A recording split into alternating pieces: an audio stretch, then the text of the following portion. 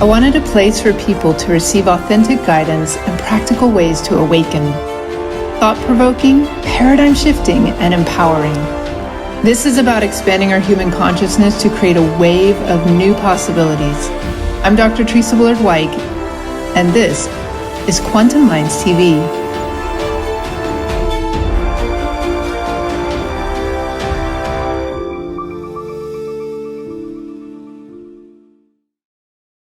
Welcome to Quantum Minds TV, where we take a deep dive into various conversations on what it's going to take to create a shift in human consciousness. Now, today on the show, I am delighted to have Billy Carson joining me once again.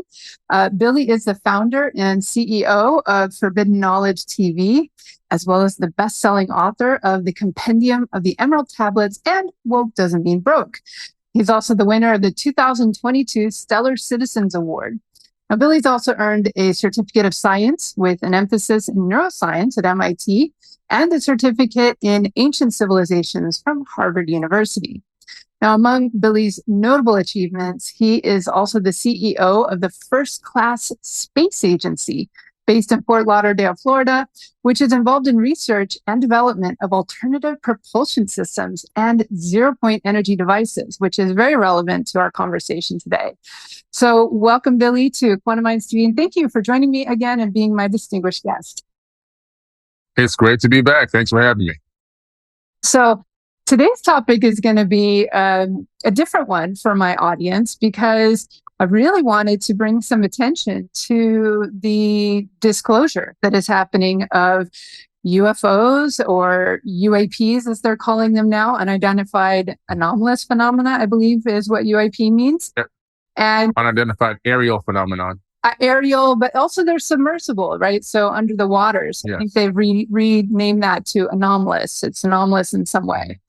And so disclosure is finally happening at a mainstream level, although it's you and I know it's been happening for quite a while in sort of alternative circles. But I would say since 2017, the latest cycle of this disclosure has really come out because there was a New York Times article that reported upon a $22 million Pentagon UFO UAP program that was still being funded between 2007 to 2012. And so I just want to give a little history here as terms of the sequence of what really spurred this on for those who haven't yet really been paying attention as much. So 2017, and then there was also before Trump left office in 2020, he gave a presidential proclamation that mandated that the Pentagon disclose all information that they had on UAPs and UFOs within 180 days. So by April, they started to release some footage of declassified footage. And that's when like the Tic Tac UFO UAP sort of footage came out and a whole bunch of mainstream media started reporting on it. And then the Pentagon and Department of Defense and Congress started AARO, AARO. I don't know what the acronym actually stands for. Anomalous something research office. Do you know what that one stands for, AARO? Yeah, they have so many acronyms now. I just call it AARO. I mean, I know what they do there, but it's just they make up these crazy acronyms. They have a million of them. AARO is being headed by Sean Kirkpatrick, and that was started in 2022. And they've also started to engage NASA. So over the 2023, like mid 2023, I believe they had a conference, an open conference with NASA, and there wasn't really much, I would say, other than we don't have enough data that they were saying, and we need NASA to support us with the data. And AARO has come out with a few official statements saying, well, we don't have any evidence of any reverse engineering program or, but we do know that we can say that there are definitely anomalous phenomenon happening and they're not ours. So we don't know whose they are, what they are, this kind of thing. And they seem to be defying known laws of physics. But from what I've observed, AARO seems to be taking a very passive approach. They're saying, well, we're open to receive information, anyone who wants to come forward and report it, but they're not putting on their boots and going and knocking on doors. No. Have you What's your assessment of AARO and the role that they're playing right now? Yeah, they're taking a very calculated approach to this whole disclosure thing. What their agenda really is, in my personal opinion, is to gather information, gather intel from the general public just to appease us. In other words, keep us, hey, give us your information. We'll take a look at it. To be quite honest with you, they see, hear, smell, taste, touch everything that exists, not only on the planet, in the atmosphere, as well as outside of our Earth's atmosphere. So they know everything that's going on in real time, nonstop. So a lot of the times when somebody's reporting, or 99% of the time somebody reports something, they've already known about it, probably even have better intel on it than the person that's reporting it. But they're there just to be a doorstop. In other words, you come here, okay, great, hand us the information, and we'll pass it on. But they're not really doing any deep research into any of the reported claims or reported sightings that they've been getting. What they're here to do is to pacify the general population, while behind the scenes, what they're really doing is analyzing data that they've captured on their own intelligence. And so it's just another way of pacifying people. Unfortunately, they're not going to really dig too deep into it. Don't look for any big reports to come out of AARO anytime soon. And if they do come out with a report, it's going to be very, very ambiguous, and it's not going to make any hard, straight claims. It seems like a little bit of a catch-22, because AARO is supposed to be under congressional oversight, but really they seem to be under Department of Defense oversight. And the Department of Defense is controlling what is classified and what is declassified. And they aren't allowed to say anything about any classified. And most data collection that's happening on any kind of military or satellite, it's going to be classified. Whereas they need civilian data, which would then be declassified. And yet at the same time, if somebody has a photo of something, it doesn't actually have much data to it other than, well, there was something in the sky, because what they're wanting is like the infrared, the thermography, all these other types of data sources that they can collect, but those are more military grade. So they're going to be classified. So it's an interesting catch-22, and it almost seems like their hands are kind of tied.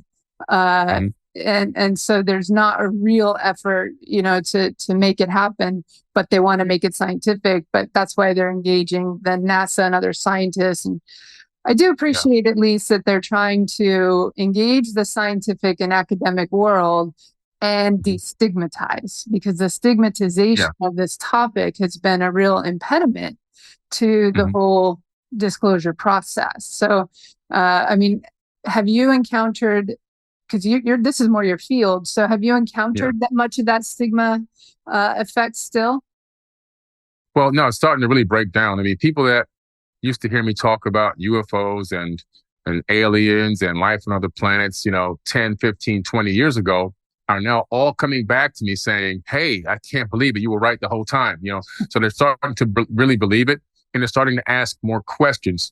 So even though we're not getting the kind of disclosure we actually want from the government, we are getting the fact that, they're talking about it enough to where now people are saying, oh, this is actually real. There are potentially UFOs and beings from other planets and so forth and so on. So now it's an open discussion. Even when I'm in restaurants, sometimes I hear people sitting around talking about UFOs and UAPs and aliens. Whereas before, a decade ago, I would never hear a conversation like that open public place. So, it's just gradually, drip by drip, people are becoming more aware and more understanding and opening their minds more to the reality that we're not alone. And they're starting to ask more questions. So the benefit of all of this, AARO and ATIP and all these other programs, the benefit that we do have, at least, the fact that people are becoming more open to this information. Well, as you mentioned, how everyone is starting to get more engaged in it. And I think that a lot of that has to do with the events that happened in June and July 2023, when there was the News Nation sort of breaking news special, where investigative reporter Ross Coulthart was interviewing the whistleblower David Grush. for the first time. So this was Grush's coming out. And that happened in June of 2023. And then we had in July 26, 2023, we had the congressional hearing. So it was a House subcommittee where they interviewed 2 military fighter pilots, both David Fravor and Ryan Graves, along with whistleblower David Grush. And if people haven't watched that whole congressional hearing, I highly recommend it. Like, just as well as the News Nation interview, because they were very revealing. I don't think that there was anything in the hearing that wasn't already revealed in the News Nation feature, but I think they're both really worth watching. So that seems to have really, created the snowball effect. Now you get people dividing into different narratives. You have your skeptics still, who are just, staunch skeptics. You have your people who are coming at it from, this really is happening, and there's a lot of evidence and a lot of people with credible backgrounds who, can speak directly to it from firsthand and secondhand. Then you have your UFO community, who have always been believers or longtime believers, but then it's a very mixed bag. Sometimes that community can be its own worst enemy. And then you have people who don't really know what to make of it all. So, and I think there's a lot of agendas. So I'd like to just spend a little bit of time here talking about some of the various agendas in this disclosure movement that is happening. And because people who aren't so familiar with it and maybe are starting to explore are trying to wade through the marsh, if you will, and find out whose version or narrative should I believe, who can I trust, who are the trustworthy sources, how to discern through the agendas, because there are lots of different agendas that are happening out there. So what advice do you have? Well, one of the advices that I have is to really, a bit of advice I have, I should say, is to really scrutinize the government's version of the facts. If somebody's just getting into this and they're basing their perspective only on what the Pentagon releases or what government press release says, then what they're going to find is they're really just following an agenda, which always is about follow the money. And so let me start with the government agenda first. The government agenda is to make money, and it always is. It's all about money and power. And how does that work out in this particular case with UFOs and UAPs? Well, first of all, let's look at this. They renamed UFO to UAP, right? So they've taken they didn't want to be labeled as tinfoil wearing hat crazies like they told us we were. So they changed the acronym to UAP. That's number one. Number two, unfortunately, we've gone around the world already and brought democracy to a lot of nations. And through that method of bringing democracy to nations and taking over their resources and installing puppet dictators, we've really generated trillions of dollars and a lot of money through wars that were kind of really initiated on our own part. And there are no more countries to invade, and there are no more resources to steal. I'll just be quite frank with you. And so now it goes to, hey, well, what are we going to do now to continue to keep funding this war engine? Well, we got to make the Space Force. And so we're going to create this Space Force. We're going to relabel these things UAPs. And they're now a national threat. They're an international global threat to security even. We know that for a fact that, veterans have come forward and testified in one of the very first disclosures that these vehicles have showed up live at flights. Flights are nuclear silos way out in the middle of nowhere, all around the world, not just in America. And they've shown up in broad daylight, and they've actually deactivated nuclear codes on live nukes.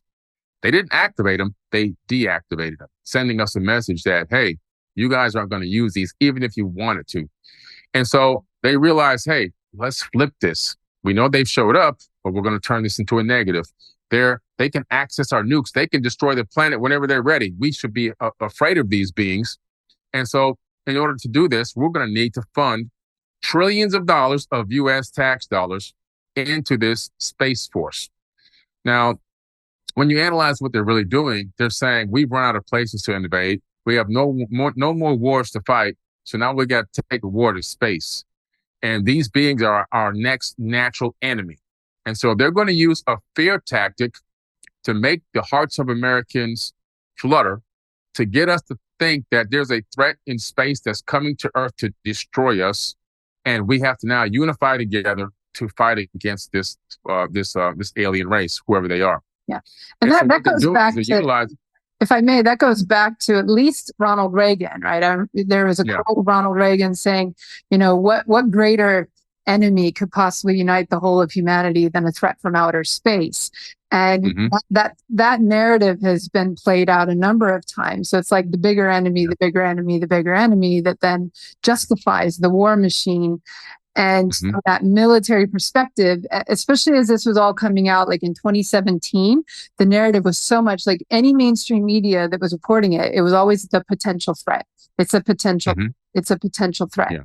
And even some of the, and I think that, okay, to be fair to some of the witnesses who were in that congressional hearing, they're coming from the perspective of being the pilot, and these unidentified, objects are intercepting them, and had no idea what they were or where they were coming from and how to control it. So it could be a potential threat from the military perspective. But when you're wearing the lens of intelligence, national security, and Department of Defense and war, and everything's a potential threat, because if it's outside your control, therefore it must be a potential threat. So I see where they're coming from, but the narrative of the media pushing the potential threat is very much playing into what you're talking about, is trying to fund that war machine. Yeah, that's what they want to do. And what we have to be aware of is that a lot of these UAPs, even like the Tic Tac incident, probably not UFOs from outer space, to be quite honest with you. The ones that are buzzing our ships and our Navy vessels and buzzing pilots in the sky, most likely, not all, but most likely the majority of them are ours. Black budget programs that have been funded with no congressional oversight, that are being seen in the skies. And eventually what might happen, I'm not saying will, but might happen, is they may do another one of these Gulf of Tonkin incidents. You can remember Vietnam War. They lied about the Gulf of Tonkin incident to initiate the Vietnamese War.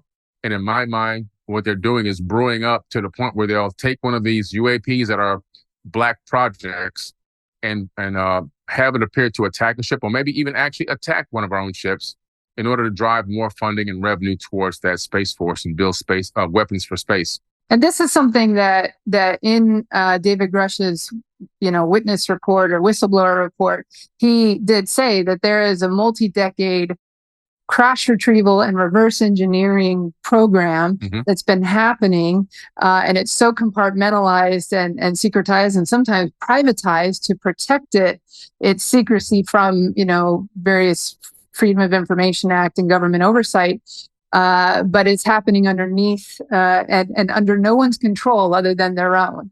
And it's multinational, potentially, not just a U.S. thing. It's a multinational kind of organization that's operating on its own rules. So I know that Greer talks about this quite a bit as well.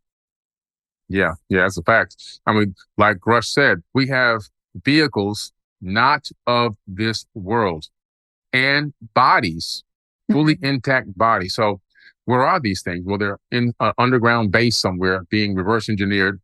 And, we're converting them into new, high-tech, obviously they're, black budget vehicles that are flying around these, TR-3B and the Aurora projects and all these other projects that are supposed to exist that are really, obviously, not being held out front and saying, hey guys, this is our new technology. This is what we've got. Because if they do that, people are going to say, hey, well, we want this technology because it can be utilized for things in civilian society that can make our lives better. So that's why they keep these things tucked away. They want to use them as war machines only and not give that technology to the people who deserve it. And so when you're talking about information that you can take a look at, you can watch After Contact, which is actually on Forbidden Knowledge TV. It's hosted by Nick Pope. And that show is talking about, we're already admitting that aliens exist and that these UFOs are real and that we have been getting visited. So let's stop pretending like we don't know that's happening. And let's talk about now what happens after contact is made.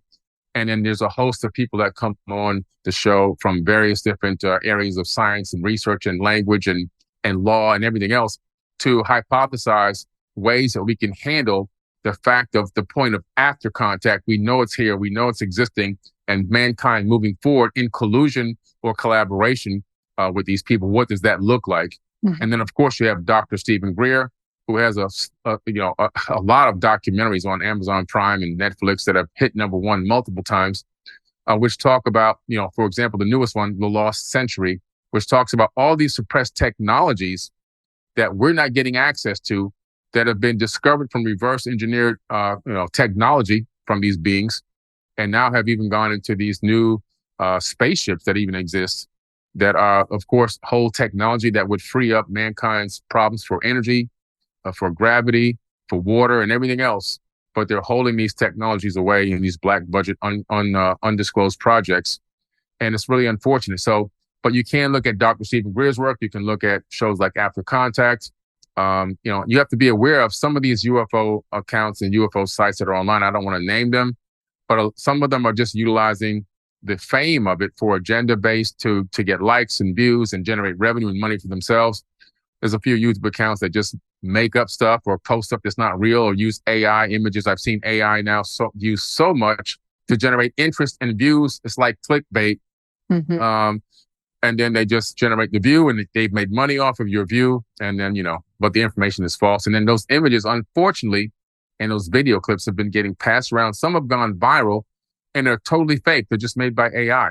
Mm-hmm. So there is a lot to sort through, which is why you want to go to watch shows like by, anything we have on Forbidden Knowledge TV or your network, Dr. Bullard, or even like I say, Dr. Stephen Greer. Then you have an opportunity to probably get as close to the truth as possible.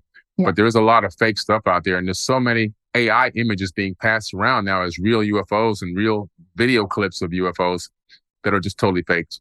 I've been doing so much watching of the various videos that are coming out from what I think are more credible sources, but I'm also doing it to try and see, okay, where's this person's agenda? Where's that person's agenda? And there's some pretty, if anyone starts to look on even just YouTube, for example, and they start to look, they're going to see names like Jeremy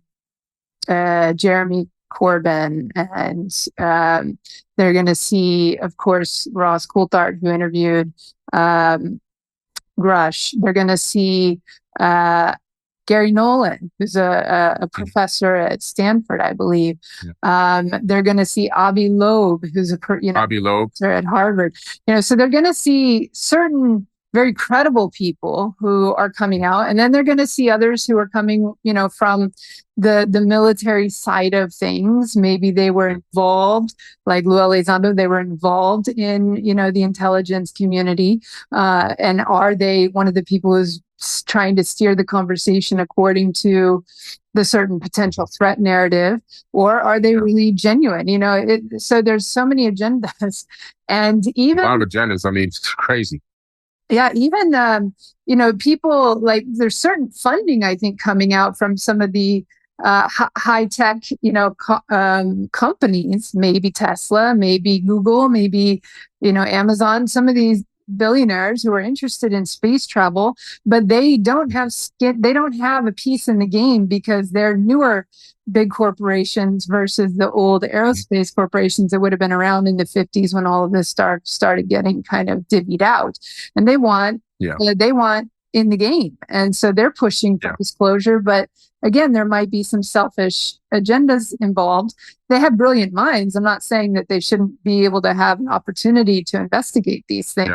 But again, you have to look at it. What I love about Stephen Greer's Lost Century documentaries, some of his documentaries can be a bit frightening, but they ultimately come around in the end to a message of hope, which I do appreciate. And I love that he is saying, look, these technologies, like the technology for clean, free energy from vacuum, from the 0 point, quantum 0 point vacuum, it's already done, right? The ability to clean up the air, it's already done. The ability to, create cars that are fueled on water, it's already done.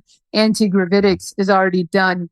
And these have been confiscated, unfortunately. In the interest of national security, they've been confiscated and kept out of the public. And so, he's saying we're about a century behind in our technological evolution as a human race and on this planet because they've been confiscated.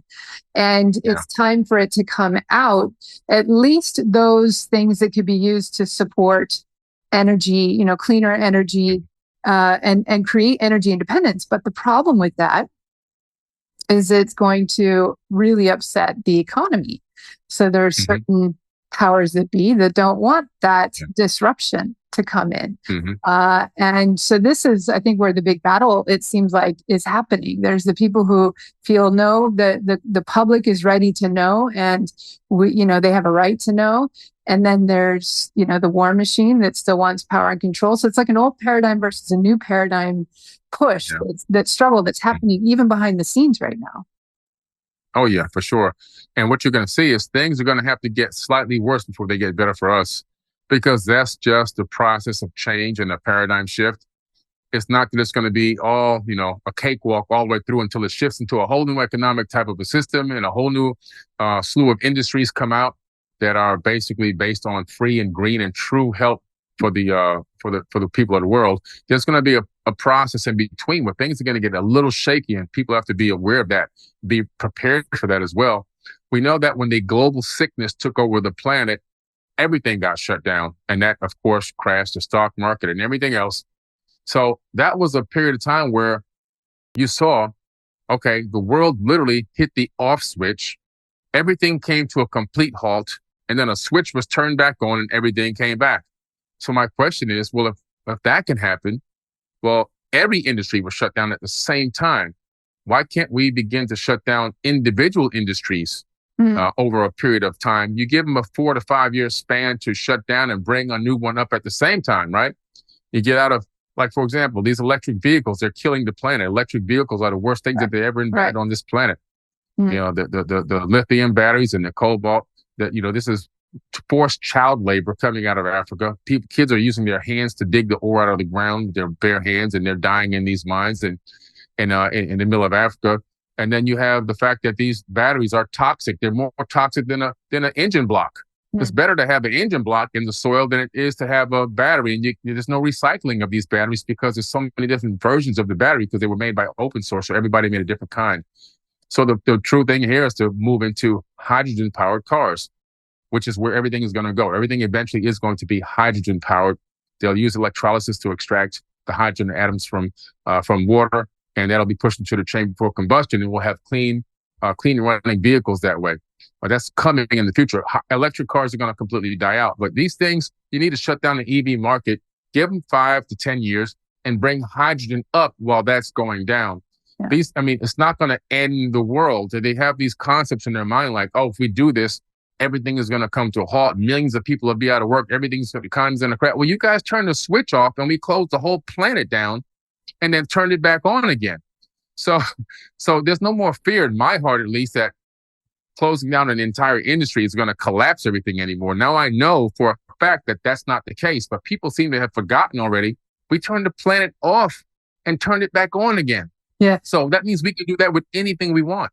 What's interesting is that the timing of COVID, just saying, March 2020, it was right before the Pentagon had to release their report on UAPs. That's right. It was April 2020. So it's so interesting that the whole world got redirected towards the big enemy of the invisible virus. Yeah. And, all the mass distraction around it. And so all of this, disclosure stuff that started happening right around that time got buried on page 20. Interesting time. Nobody cared about it. Everybody's like, oh, aliens, okay, whatever. But I'm going to die tomorrow from this virus. So, I got to wash my shoes before I come in the house now. So they can care less about what the Pentagon was talking about.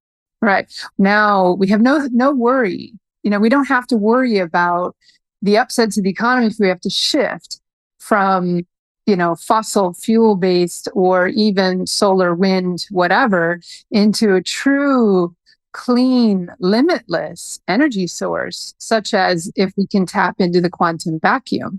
And I do love what Greer, is proposing, which is that we need to, there are like small units that have been created, like solid state units that are somehow drawing upon either the quantum vacuum or the Earth's resonance energy and magnetism fields, and then putting out more energy than what they're drawing upon or requiring to get it going. So there's a net sum energy coming out that we could then take all over the world and help people become more energy independent.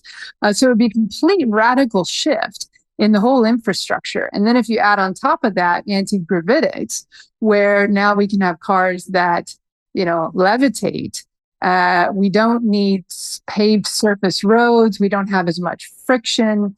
We can have a lot more energy efficiency in our transportation. So the whole infrastructure changes, but this is what it's going to take to create that shift to what scientists call a type 1 society, which we're on the verge of. Right now, we're at this like 0.7, whereas a type 1 is harnessing all the resources of the nearby sun and the star and the planet itself, but doing it in a healthy way versus having to use energy sources that are depletable.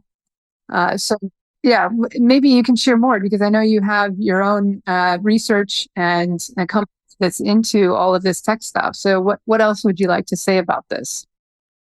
Well, with the 0 point, it's an interesting opportunity for us to really bring electricity and freedom to the entire planet. And so obviously once you get a third world country to level up and become a first world country, then, they're afraid that the power struggle will shift and the boot will come off that country's neck, basically. And so that's why the 0 point is being suppressed so hard. Mm-hmm. There's a lot of other things out there that we can be working on as well, though, like perpetual motion generators, which have never truly been fully successfully done, but I believe that they are possible. There's a couple that have been taken over by eminent domain by the government. So we know that they can be created. And there's one a rudimentary one that I created myself that literally generates electricity enough to charge a phone or turn on a light bulb. It's got a problem that I need to engineer with torque and gear ratio, right? But these things are possible. Imagine having a magnetic generator that once you start it, the only electric charge you need is the little kick to start the generator. And then from there, it never turns off. And it's silent and generates electricity nonstop. It's not completely silent, but it's, maybe a half a decibel or so. And so these are things that can power people in the farthest reaches of even the jungle and give them electricity. Mm-hmm. And it's totally clean because all you have to do is just keep the ball bearings oiled every now and then, basic service to keep it running properly. And then, and then of course, solar panels, which, like you say, harnessing the sun's power. The solar panels we have now are garbage. And I learned this because I invented this battery. It's a specialized AGM battery that can power a small house for about 4 days without being recharged. But it can also trickle charge from solar. And then it can also rapid charge when your power comes on. It's designed for brownouts. And through this process of creating this battery, I discovered that the solar panel I was trying to utilize only had a 15% maximum conversion ratio. And I'm like, 15%? Why is this not converting at 70, 80, 90%? I can understand some loss in the conversion process, but not that much. So I started looking. I said, maybe it's this product and maybe it's this company I'm using. So I started looking for more solar panels.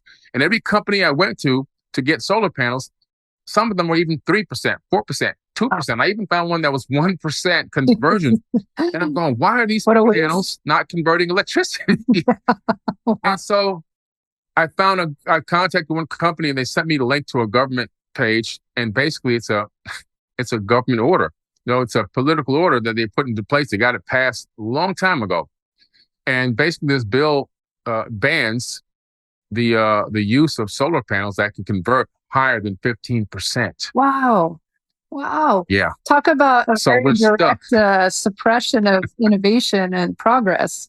Wow. Yeah. And this has gone around the entire planet. There's no company that you can find on this planet that will give you a solar panel that actually converts power higher than 15%, which is the craziest thing I've ever seen. So they've got the boot on our neck, even with the solar panels. If we can get solar panels to do what they're supposed to do at 75, 80%, all of a sudden, you have all the clean energy you need. You can take a small amount of area out of Colorado where nobody's living, like a valley, and cover it with solar panels that have the right capacity for conversion, and you can power the entire United States for free. That's all we would need. But again, the powers that be, they put this limitation. They know this, so they put a limitation on solar panels conversion rates. So these are some of the things that, need to be bypassed. And we're working on other technologies as well. There's a crystal that can actually store oxygen. And so this crystal can store oxygen, and it can also generate power when you apply pressure to it.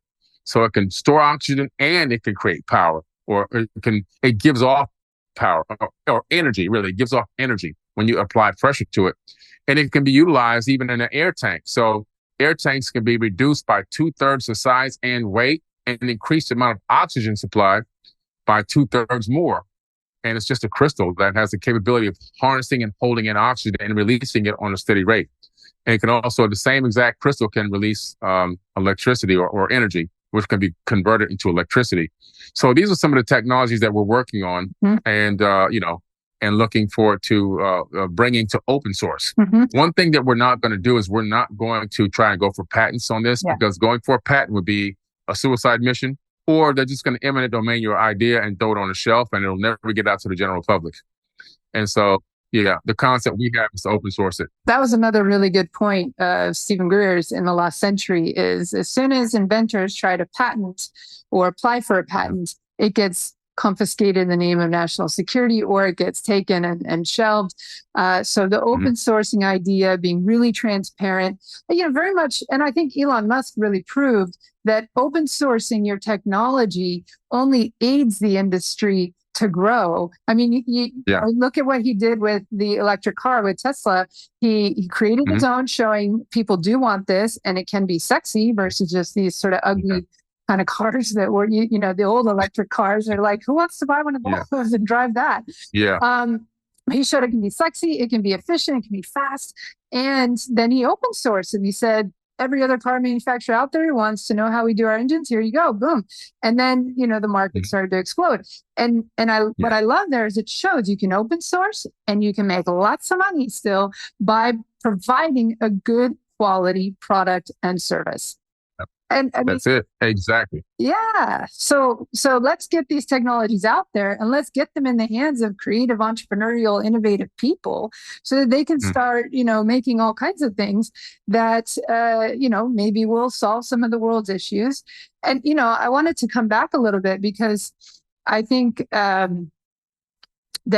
there are certain third world countries that have readiness to invest that are not tied into a particular infrastructure like we are in the first world. And because they're not tied into that infrastructure, they will be willing to, implement and try out some of these newer technologies and innovations. And they're going to wind up leapfrogging first world nations if the first world nations don't get their act together and let go of their attachments to the old the old paradigm, the old infrastructure, the old way of doing things. So we have to reinvent ourselves, because otherwise we will become obsolete. Just like, Buckminster Fuller said, is to stop trying to change the system from within the system, create a new system that makes the old system obsolete. And that is happening right now.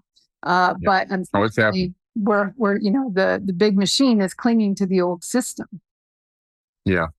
And the problem we have with this idea and this concept of what you're talking about is, trying to sustain an empire for eternity is impossible. And if you don't believe that, just look at history. There is no one empire that has persisted forever. All empires seem to rise and fall. And so when you have especially a dark empire, the chances of it sustaining for eternity are pretty slim, because at the end of the day, people get fed up. It's our natural instinct to fight against, adversity and to persevere above the darkness. It's just a natural instinct. We may go through cycles where we are, allowing ourselves to be oppressed for a period of time, but even that has a time limit, because people also get to a point where they say enough is enough. Yeah. And so what America has to do is they have to realize that the big brains in this country, a lot of them are imported brains on the, I think it's the SB1 visa or whatever it's called, that allows these people to come in here with the minds for science and technology and help build or create. But even at a point, these people are not going to want to come here anymore. They're going to want to stay in their home countries and continue to develop over there. So we got to be very careful here in this country to not allow ourselves to, like you say, get leapfrogged by other third world nations that become first world nations just because they're willing to make the adjustments and changes that we're not willing to make. Even something as simple as all of our government websites in America are the worst websites I've ever seen in history.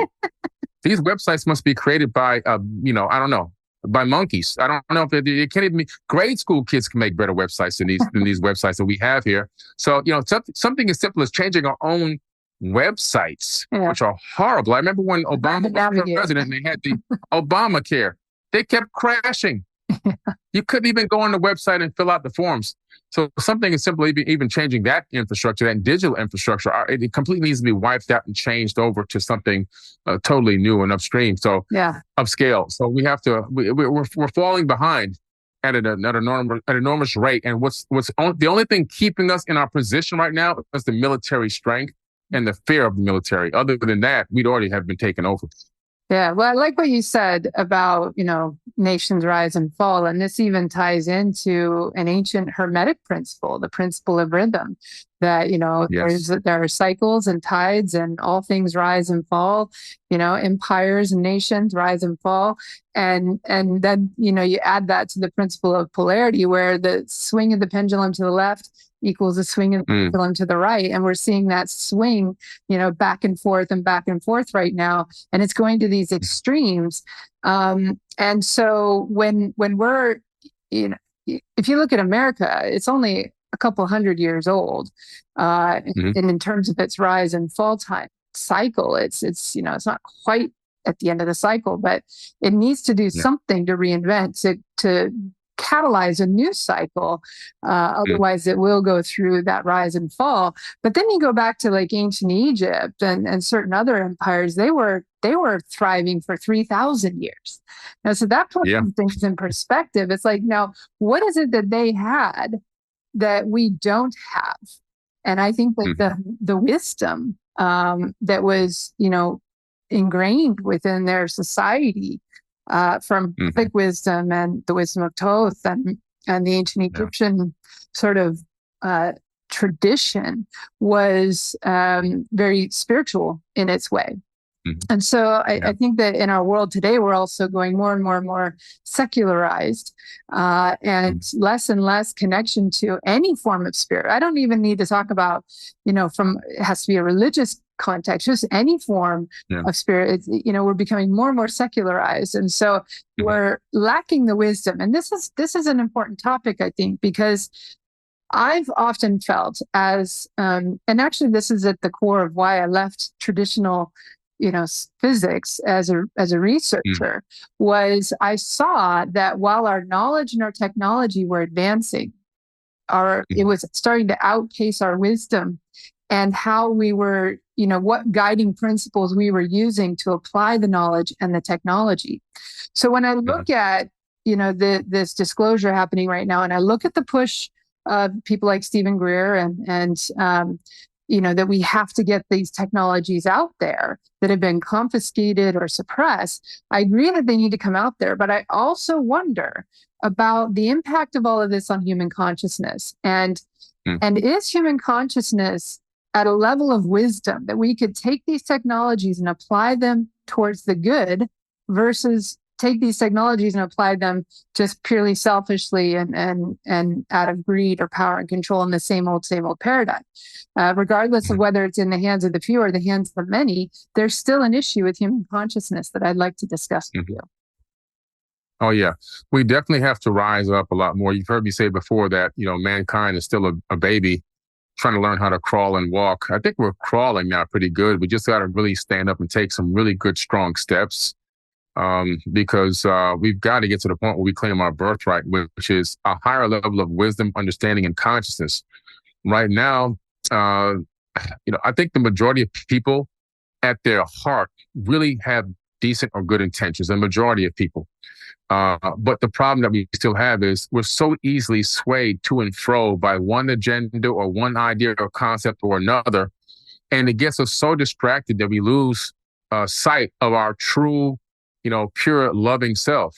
And we get caught up in these things like polytricks and, religious sects and all these other things that just come to distract us. Fear-based media. And that becomes our new God. So we, at our core, I believe the majority of people are pure and have pure love in their heart and want to see things change for the better and want to see themselves change for the better. But we're so susceptible right now to these distractions. And it's purely because of what you just said, the higher level of consciousness, the higher level of wisdom and understanding, different perspective, gaining perspective, being able to separate yourself from your thoughts, understanding that you're not your thoughts, you are the observer of your thoughts, and being able to distinguish that and separate yourself from what your body is physically doing based on the input it's getting, and then being able to make adjustments to yourself and your thinking ability on the fly. And that will change the outcome of where you're headed in this paradigm. And so again, it's more about people learning about who they truly are and how to tap into who they are on the inside and to access that love frequency and to gain that empathy for other people on the outside so that we can move together as a solid unit, as people on this planet, and regain our birthright, which is not only taking back control of this planet, but also being able to move out into space as well. For those of you who are interested in finding out more on this very important topic and what sources I would recommend going and checking out, you can go down into the description below this video, and I'll provide several links there for some videos, YouTube videos, and so forth that I definitely recommend doing your own research on. And these will be from sources that I believe have done a pretty good job at presenting this particular issue around disclosure and what to make of it all. But thank you for joining us, and I invite you to join us again as we continue to dive even deeper into this fascinating and important conversation with Billy Carson on the next episode. This conscious conversation was created, produced, and recorded by Dr. Theresa Bullard in collaboration with Billy Carson and edited by Verse Content and HH Films and Photo. The theme music and intro videography were created by Tim Mountain of Even Load Productions. Quantum Minds TV is a product of the Quantum Learning Academy.